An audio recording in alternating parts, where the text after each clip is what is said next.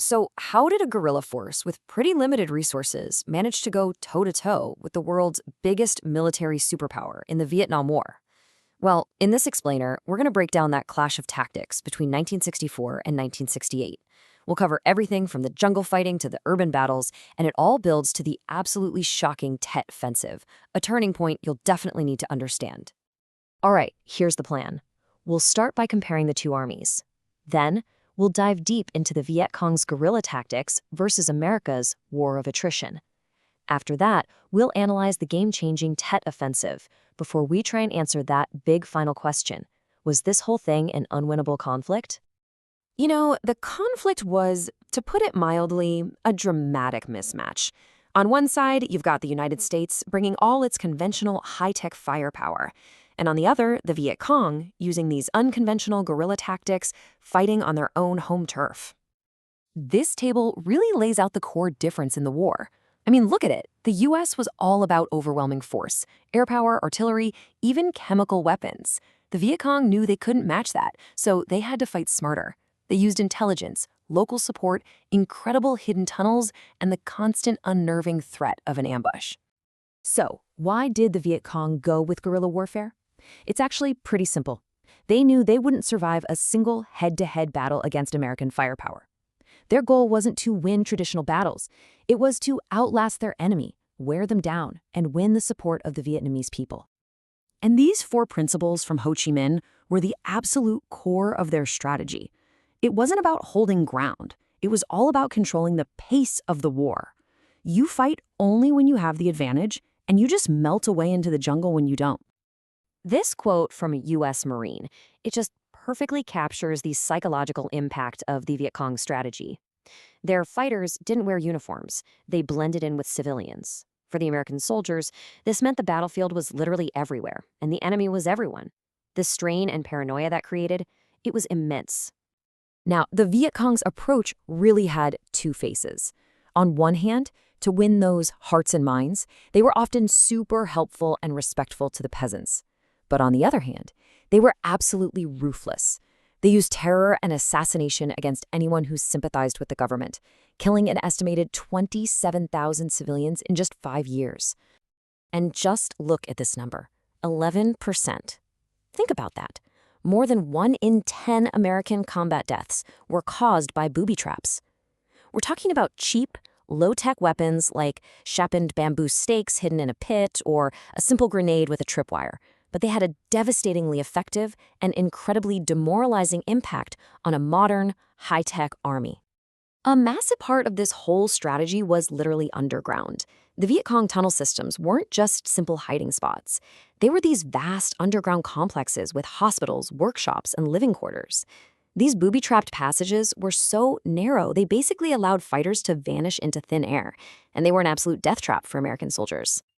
Okay, so let's flip to the American strategy. The commander, General Westmoreland, he went for what's called a war of attrition. The idea was pretty straightforward. Just use your superior firepower to kill enemy soldiers faster than they can be replaced. A high body count was basically seen as the scoreboard for victory. A huge piece of this strategy was Operation Rolling Thunder, a massive 3-year bombing campaign. And yeah, it did damage infrastructure, but it completely failed to stop the flow of supplies south. And maybe even more importantly, the constant bombing just strengthened the North Vietnamese will to fight. Oh, and it cost an absolute fortune. And get a load of this figure. It's just staggering. Back in 1967, Life magazine estimated it cost the U.S. $400,000 to kill a single Viet Cong fighter, a price tag that included something like 75 bombs and 400 artillery shells. It just goes to show how wildly inefficient that war of attrition really was. So because the U.S. couldn't find the enemy in the dense jungle, they turned to chemical weapons. Agent Orange was this powerful chemical designed to strip trees of their leaves and expose Viet Cong hideouts. And then there was napalm, a horrific weapon, basically a burning jelly that would stick to anything it touched. This quote from a U.S. pilot is just chilling in how technical and detached it sounds. He's describing how they made napalm even more deadly. This wasn't just a weapon of war, it was a weapon of terror. And its use had a huge impact on how the rest of the world saw the conflict. So, on the ground, the main tactic became what they called search and destroy.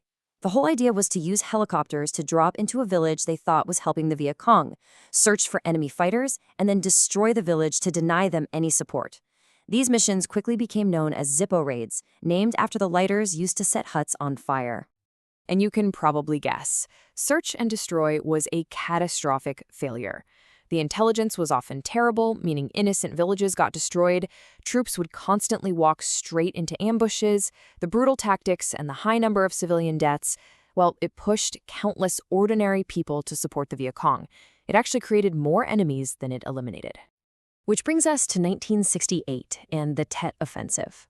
You see, despite years of fighting and all these optimistic reports from U.S. generals, this one single coordinated attack would change the entire course of the war. This was the moment the brutal reality of the conflict came crashing right into American living rooms. On the Vietnamese New Year, called Tet, the Viet Cong and the North Vietnamese Army launched this unbelievable countrywide assault.